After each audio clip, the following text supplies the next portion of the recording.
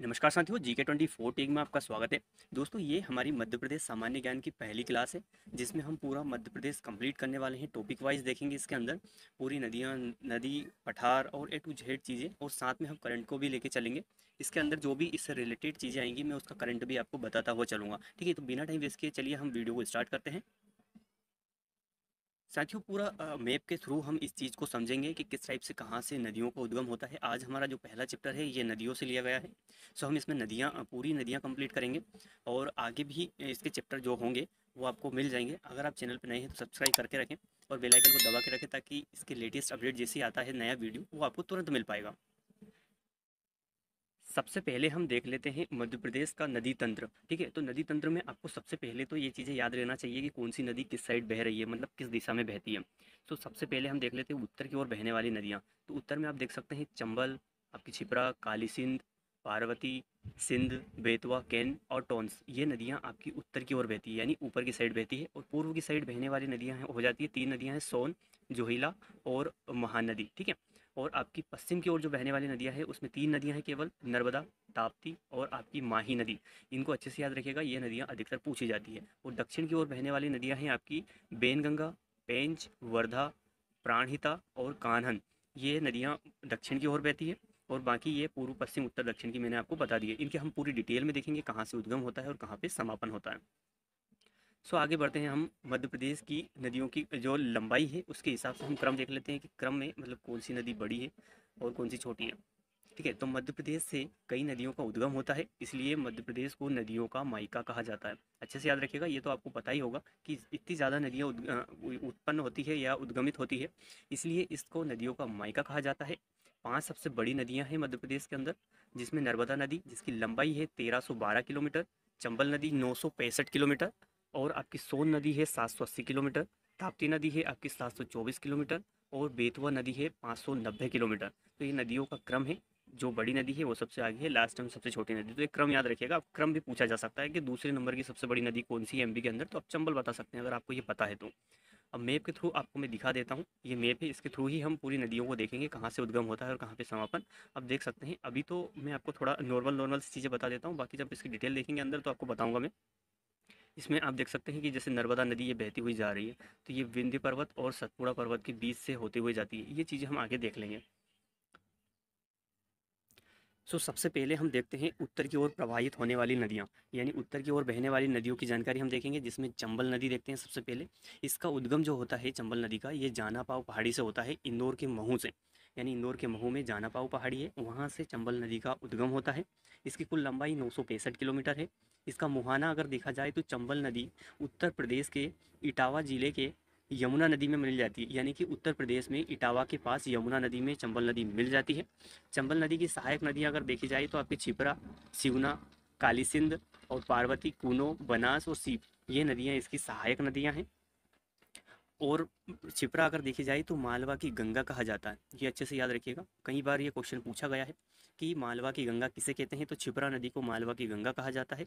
और इसका उद्गम जो होता है छिपरा नदी का, ये इंदौर जिले की काकरी बरडी पहाड़ी से होता है।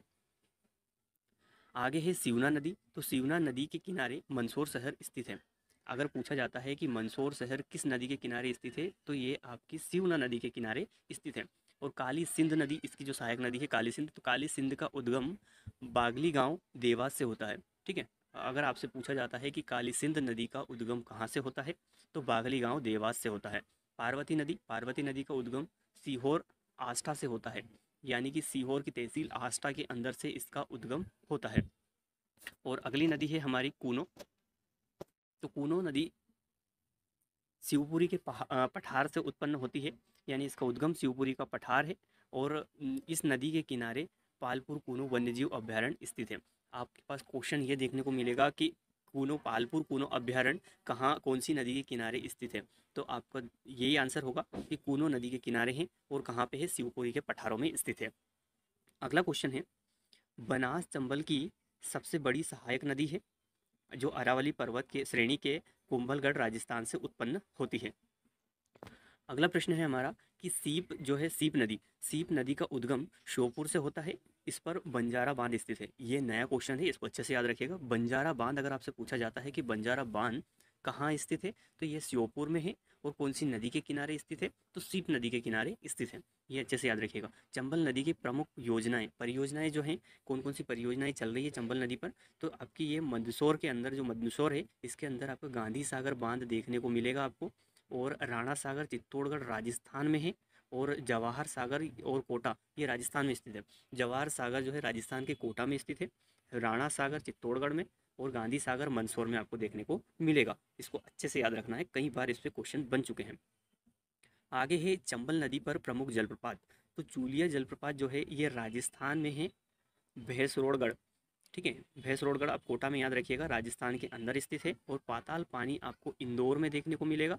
और आपका शीतला माता, ठीक है, तो शीतला माता कहाँ पे जलप्रपात है, ये भी इंदौर में देखने को मिलेगा। और झाड़ी दहा इंदौर में, ये तीन चीज़ें आपको इंदौर में देखने को मिलेगी। और आपको चूलिया जलप्रपात राजस्थान में देखने को मिलेगा। आगे हमारा क्वेश्चन है, चंबल चंबल नदी अवनलिका अपर्दन या बीहड़ का निर्माण करती है। अब ये कई बार बन चुका है ये क्वेश्चन, तो वैसे सभी को याद होगा। ये अवनलिका अपर्दन का एक उदाहरण है। अगर पूछा जाता है, नदियाँ दे दी जाती है 4, और अगर पूछा जाता है कि अवनलिका अपर्दन का उदाहरण कौन सी नदी है, तो चंबल नदी है। और ये बीहड़ का निर्माण करती है। और ये आपका श्योपुर, मुरैना और भिंड में प्रवाहित होती है, वहाँ पे ये आपको देखने को मिल सकती है अवनलिका अपर्दन।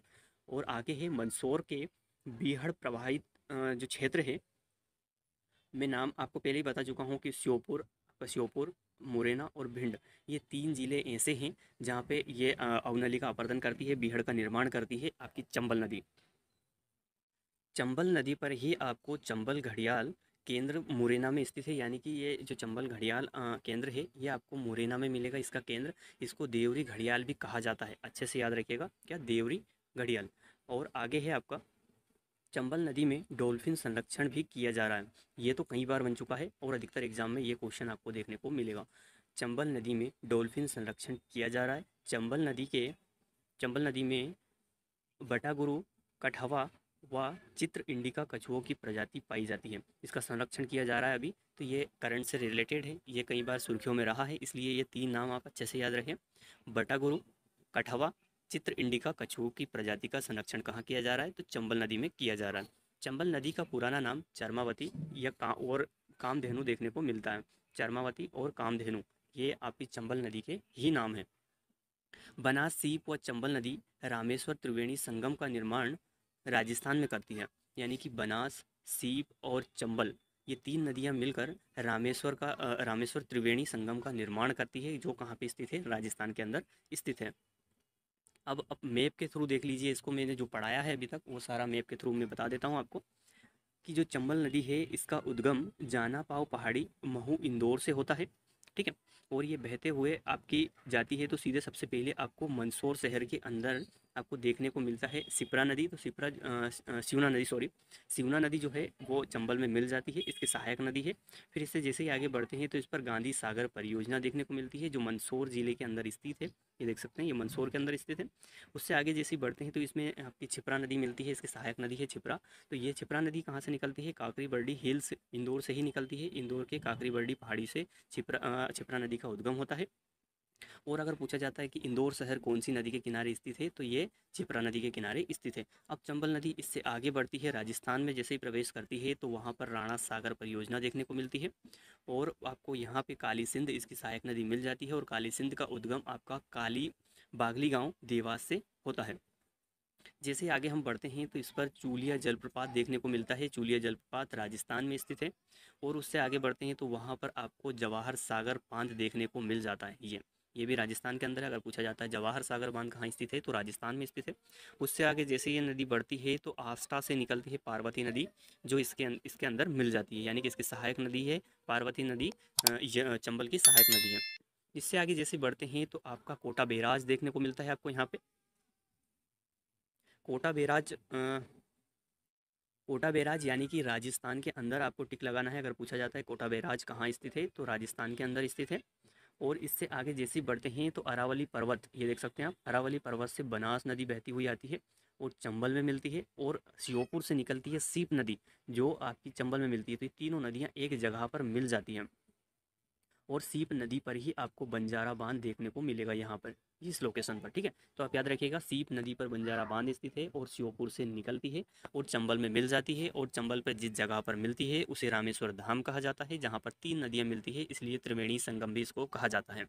आगे जैसे बढ़ते हैं तो यहाँ शिवपुरी के पठार में फिर से प्रवेश कर लेती है, यानी कि चंबल नदी पहले मध्य प्रदेश से बहती हुई जाती है, राजस्थान में प्रवेश करती है, राजस्थान के बाद फिर से ये मध्य प्रदेश में प्रवेश कर जाती है, आपका श्योपुर भिंड मुरैना से होते हुए, ठीक है। तो ये जैसी जाती है तो आगे शिवपुरी के पठार से आपके पालपुर कूनो से बहते हुए कूनो नदी आती है, जो इसमें मिल जाती है यहाँ पर। इससे आगे जैसे ही बढ़ते हैं तो मुरैना में आपको देखने को मिलेगा चंबल घड़ियाल केंद्र। तो ये यहाँ पर चंबल घड़ियाल केंद्र है मुरैना के अंदर, और यहाँ से बहते हुए ये इटावा के पास यमुना नदी में मिल जाती है। तो जो चंबल नदी है इसका समापन यमुना नदी के अंदर होता है, इटावा के पास यमुना नदी में मिल जाती है। तो ये थी कहानी आपकी चंबल नदी की, और इससे आगे की क्लास हम नेक्स्ट वीडियो में पढ़ेंगे, यानी कि इसके आगे का जो भी पढ़ेंगे हम पोर्शन बेतवा नदी के बारे में, ये हम अगली क्लास में देखेंगे, क्योंकि वीडियो काफ़ी लंबा बन गया है, स्टूडेंट देखना पसंद नहीं करते, इसलिए मैं ज़्यादा लंबा वीडियो बनाता नहीं हूँ। और अगर आपको ये वीडियो अच्छा लगा हो तो चैनल को सब्सक्राइब करके रखें और बेल आइकन को दबा के रखें, ताकि इसका जैसे ही नेक्स्ट वीडियो आई तो आपको तुरंत मिल पाए। और कोशिश करिएगा कि इस पर हम 50 लाइक का टारगेट रखते हैं, अगर आप 50 लाइक कर देते हैं तो नेक्स्ट वीडियो बहुत जल्द लेके आएंगे आपके लिए। तब तक के लिए आप 50 लाइक का टारगेट पूरा करिए।